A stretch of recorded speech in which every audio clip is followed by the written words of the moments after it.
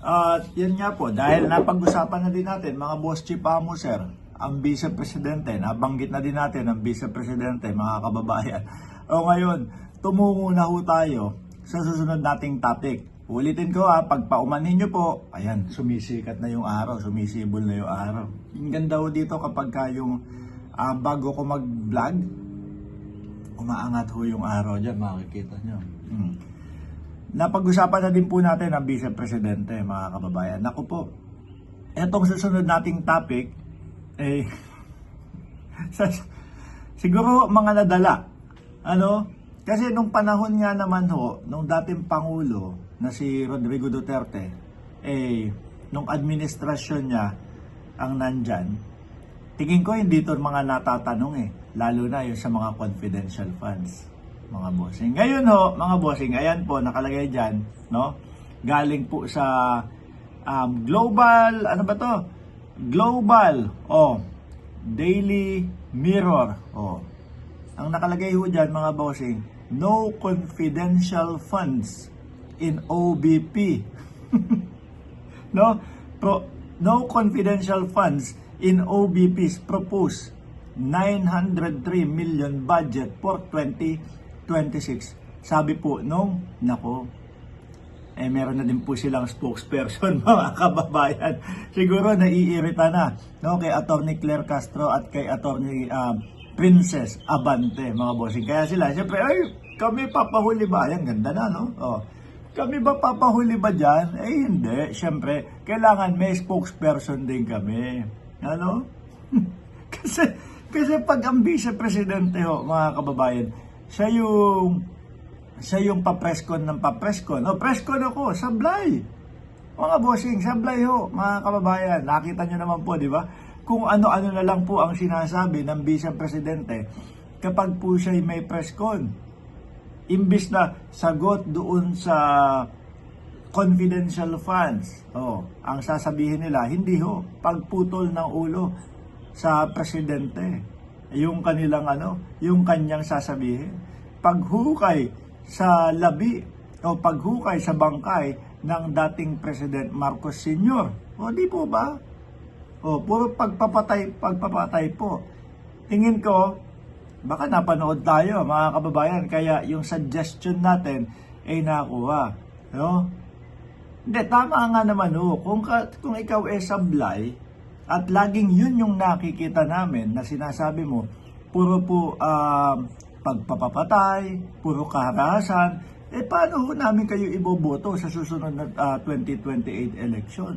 Kung yun at yun. So, tingin ko yung paglagay dito ng spokesperson nila, mga bossing, upang sa ganun, maiwasan.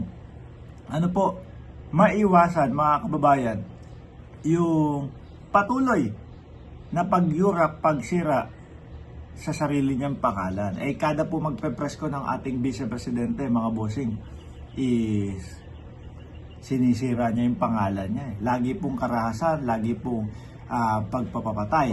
Anyway, mga bossing, eto po, late na din ito Late na din ito, mga bossing. Siguro, hindi na uubra yung confidential funds natin. Kaya, yung 2026 budget na 903 million, sabihin mo, wala nang confidential funds dyan. Di ba? Sabihin mo, purong budget na lang yan. Ngayon, 903. Nung unang pinopropose po, para sa 2025, 2 billion mahigit. Siguro naisip din nila, bumagsak tuloy. Siguro naisip din nila, mga kababayan, di po ba, na inaayos ko lang. Siguro naisip po nila, mga kababayan, andali, ayusin ko lang Ayan, ang ganda ng view. Yan, siguro naisip po nila, mga kababayan, na may Congress na sisilip sa atin. May Congress na hindi papayag kapag labis-labis at sobra-sobra yung yung budget na hiningi natin. So ngayon, medyo inaayos mga bossing. Wala na yung 100 million na mga advisor. O wala na siguro, tinanggal na nila yung doble-dobleng mga proyekto. Di po ba? Kasi hindi sila sanay nang may mga nagtatanong dati. Biruin mo, ikaw ang tatay mo, presidente.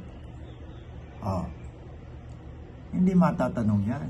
Aba, sa panunungkulan ni dating Pangulong Duterte din, biruin mo, lobo yung budget, 51 billion. Di ba? Kaya ngayon, nag-aayos. Kaya lang, hindi po yan matatakpan, mga bossing. Hindi po iyan matatakpan, mga kababayan, no, ito, dahil wala na kaming confidential funds ngayon, kailangan hindi nyo na i-issue sa akin yung confidential funds na. Hindi ho. Tuloy-tuloy lang po yun. Yung impeachment na iyon, mga boss. Tuloy-tuloy lang po yun, mga kababayan, at hindi po pwedeng hindi ituloy. Kahit na nakikita ng sambayan ng Pilipino, naku, eto na yung mga eto na yung mga senador. Pinipigilan yung impeachment kay Vice Presidente. Halata naman po, di ba, mga kababayan? Maglulukuhan pa po ba tayo? Ano ang sabi ng konstitusyon? Sabi ng konstitusyon, kailangan tumuloy-tuloy ka, agadin mo ang paglilitis kapag ka kapag ka nag-umpisa yan. Pero tingnan nyo ang ginawa nila, mga kababayan, hanggang ngayon po hindi pa din natutuloy.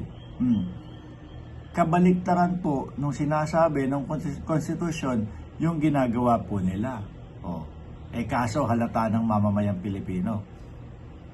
Halata po ng mamamayang Pilipino. Kaya po ang daming galit kay Chis Di ba? Ang dami pong galit doon sa 18 na mga senador.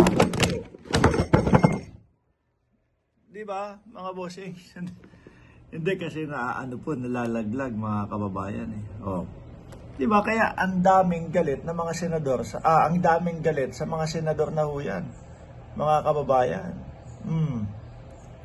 Tapos ngayon ang hirit nila, wala nang confidential funds ngayong 2028 budget. 2028, nalilito tuloy ako. Wala nang confidential funds sa 2026 budget. Wala. Hindi matatakpan 'yon, mga kababayan. Hindi matatakpan 'yon sa issue ng Vice Presidente. Anyway,